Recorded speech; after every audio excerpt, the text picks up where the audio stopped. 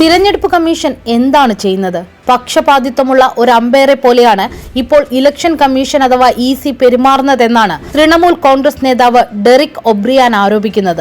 ആദ്യ 2 ഘട്ടങ്ങളിലെ വോട്ടർമാരുടെ എണ്ണം പരസ്യമാക്കണമെന്നാവശ്യപ്പെട്ട് ഇസിക്ക് കത്തെഴുതുകയും ചെയ്തിട്ടുണ്ട് തൃണമൂൽ കോൺഗ്രസ്. ഇസി എന്ന ഇലക്ഷൻ കമ്മീഷൻ അങ്ങേയറ്റം പക്ഷപാതിത്വത്തോടെ മോദിക്ക് വേണ്ടി പ്രവർത്തിക്കുന്നുവെന്ന് കൂടുതൽ ആളുകൾ ആരോപിക്കുകയാണ്. എന്താണ് ഇതിന്റെ വാസ്തവം? 2019 മുതൽ മാതൃകാ പെരുമാറ്റച്ചട്ടം ലംഘിച്ചുവെന്നാരോപിച്ച് പ്രധാനമന്ത്രി നരേന്ദ്രമോദിക്കെതിരെ പ്രതിപക്ഷ പാർട്ടികൾ കുറഞ്ഞത് 27 പരാതികളെങ്കിലും ഇന്ത്യൻ തിരഞ്ഞെടുപ്പ് കമ്മീഷനിൽ രജിസ്റ്റർ ചെയ്തിട്ടുണ്ട്.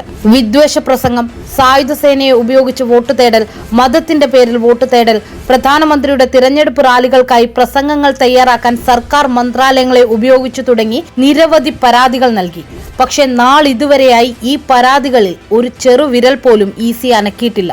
മോദി പ്രധാനമന്ത്രി സ്ഥാനാർത്ഥിയായിരിക്കെ 2014 ഏപ്രിൽ 24-ന് ഇസിക്കെതിരെ ഒരു വാർണിംഗ് നൽകിയിരുന്നു.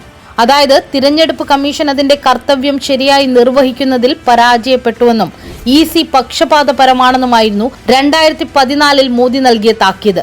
എന്നാൽ ഇപ്പോൾ അതേ മോദിയുടെ വിരലനക്കങ്ങൾ അനുസരിച്ച് തുള്ളുന്ന പാവയായി മാറിയിരിക്കുകയാണ് നിലവിലെ ഇലക്ഷൻ കമ്മീഷൻ എന്നാണ് പ്രതിപക്ഷ പാർട്ടികളുടെ ആരോപണം. കേന്ദ്ര സർക്കാരിലെ വമ്പന്മാർ ഇസിഐയെ വളരെയധികം സ്വാധീനിക്കുന്നുവെന്നും മോദിക്കും ഷായ്ക്കുമെതിരായ പരാതികളിൽ നടപടിയെടുക്കുന്നതിൽ പരാജയപ്പെട്ടെന്നും BRS അധ്യക്ഷൻ KT രാമറാവുവും ആരോപിച്ചു. ഇരുവർക്കുമെതിരെ വിവിധ ഗ്രൂപ്പുകളും രാഷ്ട്രീയ പാർട്ടികളും പൗരന്മാരും ചേർന്ന് 20,000-ലധികം പരാതികൾ നൽകിയിട്ടുണ്ടെന്നാണ് രാമറാവു പറയുന്നത്. അധികാരത്തിലെത്തിയാൽ കോൺഗ്രസ് പൗരന്മാരുടെ സ്വത്ത് നുഴഞ്ഞു കയറ്റക്കാർക്ക് വീതിച്ചു നൽകുമെന്ന മോദിയുടെ വർഗീയ പരാമർശം സംബന്ധിച്ച പരാതികളിൽ ഇസി ഇതുവരെ നടപടിയെടുക്കാത്തത് വലിയ ചോദ്യചിഹ്നമാണ്. പോളിംഗ് പൂർത്തിയായി ഉടൻ പുറത്തുവിടുന്ന പോളിംഗ് ശതമാന കണക്കും വിവരങ്ങൾ സൂക്ഷ്മമായി പരിശോധിച്ച് പുറത്തുവിടുന്ന അന്തിമ കണക്കും തമ്മിൽ ചില്ലറ വ്യത്യാസമുണ്ടാകുക സ്വാഭാവികം. എന്നാൽ ഇത്തവണ കമ്മീഷൻ പുറത്തുവിട്ട ആദ്യ കണക്കും ഏറെ വൈകി പുറത്തു വന്ന അന്തിമ കണക്കും തമ്മിൽ അസ്വാഭാവിക അന്തരമുള്ളതായി പതിറ്റാണ്ടുകളായി തെരഞ്ഞെടുപ്പ് രംഗം നിരീക്ഷിക്കുന്ന വിദഗ്ധർ അഭിപ്രായപ്പെടുന്നു. പോളിംഗ് പൂർത്തിയാക്കി ഉടൻ പുറത്തുവിട്ട പോളിംഗ് ശതമാന കണക്കും അന്തിമ കണക്കും തമ്മിൽ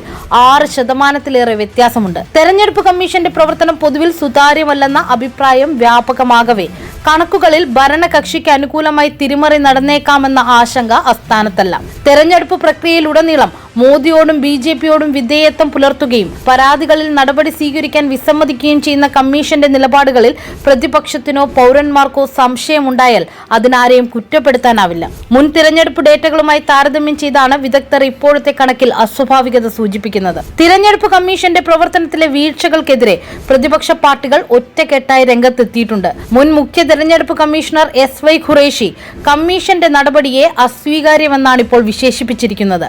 പോളിംഗ് പൂർത്തിയായി 24 മണിക്കൂറിനുള്ളിൽ അത് സംബന്ധിച്ച പൂർണ്ണ വിവരങ്ങൾ പുറത്തുവിടുന്നതാണ് 2014 വരെ പിന്തുടർന്നിരുന്ന കീഴ്വഴക്കമെന്നും അദ്ദേഹം ഓർമ്മിപ്പിക്കുന്നു. സ്വതന്ത്ര ഇന്ത്യയുടെ ചരിത്രത്തിൽ ഒരു തെരഞ്ഞെടുപ്പ് കമ്മീഷനും കാണിക്കാൻ ധൈര്യപ്പെടാത്ത പക്ഷപാതത്വത്തിനും വിധേയത്വത്തിനുമാണ് രാജ്യം സാക്ഷ്യം വഹിക്കുന്നതെന്നാണ് ഇന്ത്യ മുന്നണി ആരോപിക്കുന്നത്. തെരഞ്ഞെടുപ്പിന്റെ സുതാര്യതയും സത്യസന്ധതയും നിലനിർത്താൻ ഇസിക്ക് കഴിയുമോ എന്നത് വലിയ ചോദ്യചിഹ്നമായിരിക്കുകയാണ്.